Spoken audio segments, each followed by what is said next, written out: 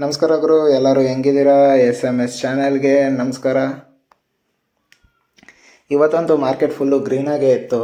ನೋಡಿದ್ರೆ ಇರಾನ್ ಮತ್ತು US deal ಮಾಡ್ಕೊತೀವಿ ಅಂತ ಅಂದಾಗಿಂದನೂ ಫುಲ್ಲು ಮಾರ್ಕೆಟ್ ಗ್ರೀನಾಗೇ ಕಾಣಿಸ್ತಿದೆ.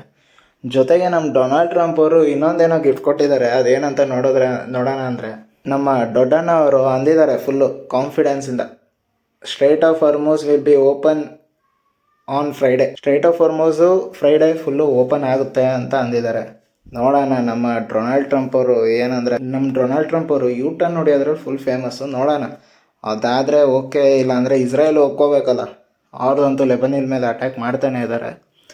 ಜೊತೆಗೆ ಇದೇನಾದ್ರು ನಿಜ ಆದರೆ, ಫ್ರೈಡೇ ಏನಾದರೂ ಅವ್ರದ್ದು ಸ್ಟ್ರೈಟ್ ಆಫ್ ಹಾರ್ಮುಜ್ ಓಪನ್ ಆಗಿ ಅವ್ರೇನಾದ್ರು ಡೀಲ್ ಸೈನ್ ಮಾಡ್ಕೊಂಡ್ರೆ, ಕ್ರೂಡ್ ಆಯಿಲ್ ಅಂತೂ ನಿಜವಾಗ್ಲೂ ಆಗಲೇ 80 ಹತ್ತಿರ ಬಂದಿದೆ.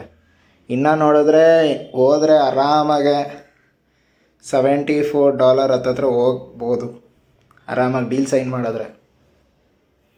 ಜೊತೆಗೆ ಈ ಪೆಟ್ರೋಲ್ ಪ್ರೈಸ್ ಎಲ್ಲ ಹೈಕ್ ಆಗಿದೆಯಲ್ಲ, ಈ ಕ್ರೂಡ್ ಆಯಿಲಿಂದ ಒಂದು ತುಂಬ ಪ್ರಾಬ್ಲಮ್ ಆಗ್ತಿದೆ. ಏನಂದರೆ ಇನ್ಫ್ಲೇಷನ್ ಅಂತೂ ಪೆಟ್ರೋಲ್ ಪ್ರೈಸ್ ಹೈಕು $110 ಇದೆ ಬೆಂಗಳೂರಲ್ಲಿ.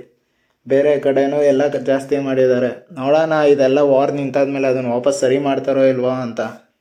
ಜೊತೆಗೆ ನಿಮಗೆ ಈಗ ಮಾರ್ಕೆಟಲ್ಲಿ ಗುಡ್ ನ್ಯೂಸ್ ಬಂತು ಅಂದರೆ ಒಂದು ಬ್ಯಾಡ್ ನ್ಯೂಸು ಬರಬೇಕಲ್ಲ. ಇನ್ನೊಂದೇನೆಂದರೆ, ನಮ್ಮ ಬ್ಯಾಂಕ್ ಆಫ್ ಜಪಾನ್ ಇಂಟ್ರೆಸ್ಟ್ ರೇಟ್ನ ಜಾಸ್ತಿ ಮಾಡಿದೆ. ನೀವು ಕೇಳ್ಬೋದು, ಬ್ಯಾಂಕ್ ಆಫ್ ಜಪಾನ್ಗೆ ಇಂಟ್ರೆಸ್ಟ್ ರೇಟ್ ಜಾಸ್ತಿ ಮಾಡೋದಕ್ಕೂ ನಮ್ಮ ಇಂಡಿಯಾಗೂ ಏನು ಪ್ರಾಬ್ಲಮ್ಮು ಅಂತ. ನೋಡಿ, 0.75 ಇತ್ತು ಫಸ್ಟು, ಈಗೇನಿದೆ 1% ಆಗಿದೆ.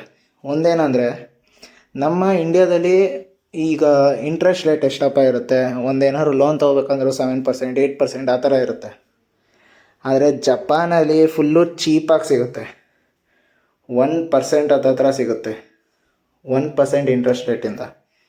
ಅದು ಏನಕ್ಕೆ ಅಂದರೆ, ದೊಡ್ಡ ದೊಡ್ಡ ಇಂಡಸ್ಟ್ರೀಸ್ ಆಗ್ಬೋದು, ದೊಡ್ಡ ದೊಡ್ಡ ಕಂಪ್ನೀಸ್ ಆಗ್ಬೋದು, ದೊಡ್ಡ ದೊಡ್ಡ ಇನ್ಸ್ಟಿಟ್ಯೂಷನ್ ಆಗ್ಬೋದು, ಈಗ ಲೋನ್ ತೊಗೊತಾರೆ ಜಪಾನಿಂದ, ಬೇರೆ ದೇಶದಲ್ಲಿ ಇನ್ವೆಸ್ಟ್ ಮಾಡ್ತಾರೆ. ಈಗ ನಾರ್ಮಲ್ ದೇಶದಲ್ಲಿ ಒಂದು 5% ಪ್ರಾಫಿಟ್ ತೊಗೊಂಡ್ರಿ ಅನ್ಕೋ, ಆದರೆ ಅವ್ರು ಕಟ್ಟಬೇಕಾಗಿರೋದು ಇಂಟ್ರೆಸ್ಟ್ ಬರೀ 1% ಅಲ್ವಾ. ಮಧ್ಯದಲ್ಲಿ 4% ಪ್ರಾಫಿಟ್ ಆಗ್ತಿದೆ ಅವರಿಗೆ. ಇಂಟ್ರೆಸ್ಟ್ ಕಮ್ಮಿ ಇದ್ದರೆ ಎಲ್ಲ ಲೋನ್ ತೊಗೊತಾರೆ. ಏನಂದರೆ, ಇಲ್ಲಿ ಇಂಟ್ರೆಸ್ಟ್ ರೇಟ್ ಜಾಸ್ತಿ ಆದರೆ ಬೇರೆ ಇದರಲ್ಲಿ ಲಿಕ್ವಿಡಿಟಿ ಕಮ್ಮಿ ಆಗುತ್ತೆ, ಬೇರೆ ಮಾರ್ಕೆಟ್ಸಲ್ಲಾಗಲಿ ಎಲ್ಲ ಕಮ್ಮಿ ಆಗುತ್ತೆ. ಅದ್ರದ್ದೊಂದು ಪ್ರಾಬ್ಲಮ್. ಜೊತೆಗೆ ಏನಂದರೆ, ಬ್ಯಾಂಕ್ ಆಫ್ ಜಪಾನ್ದು ಇದು ಇಂಟ್ರೆಸ್ಟ್ ರೇಟ್ 1% ಇದೆಯಲ್ಲ, ಅದು 31 ಇಯರ್ಸ್ ಐದು 31 ಇಯರ್ ಐಯಲ್ಲಿದೆ ಅದು. ನೋಡೋಣ ಮುಂದೆ ಏನಾಗುತ್ತೆ ಅಂತ. ಜೊತೆಗೆ ಒಂದು ಸ್ವಲ್ಪ ಇಂಪಾರ್ಟೆಂಟ್ ಶೇರ್ಸ್ ಬಗ್ಗೆ ಇಂಪಾರ್ಟೆಂಟ್ ನ್ಯೂಸ್ ಇದೆ, ಅದನ್ನು ನೋಡ್ಕೊಂಬರೋಣ.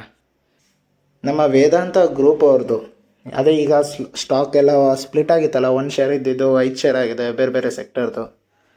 ಅದರಲ್ಲಿ ಏನಾಗಿದೆ ಅಂದರೆ, ಈಗ ಮಾರ್ಕೆಟಲ್ಲಿ ಏನಾಗಿದೆ ಅಂದರೆ, ಅದರ ಸೈಜ್ ಈಗ ಸ್ಪ್ಲಿಟ್ ಆಗಿರೋದ್ರಿಂದ 5 ಕಂಪ್ನಿ, ಈಗ ಅದರಿಂದ ದೊಡ್ಡ ದೊಡ್ಡ ಸ್ಟ್ಯಾಂಡರ್ಡ್ ಅದೇ ಇಂಡೆಕ್ಸ್ ಇರುತ್ತಲ್ಲ, ಇಂಡೆಕ್ಸ್ ಸ್ಟ್ಯಾಂಡರ್ಡ್ಸು, ಅದರಿಂದ ಆಚೆ ಆಗ್ತಾಯಿದ್ದಾರೆ June 22ಗೆ. ಈ June 22 ಬಿಸ್ನೆಸ್ಸಿಗೆ ಏನು ಪ್ರಾಬ್ಲಮ್ ಆಗಿಲ್ಲ, ಆದರೆ ಈ ಸಣ್ಣ ಕಂಪ್ನಿ ಆಗಿರೋದಕ್ಕಿಂತ, ವಾಲ್ಯೂಮ್ ಕಮ್ಮಿ ಆಗಿರೋದಕ್ಕಿಂತ ಅದಕ್ಕೆ ಆಚೆ ಹಾಕಿದ್ದಾರೆ ಅಷ್ಟೇ.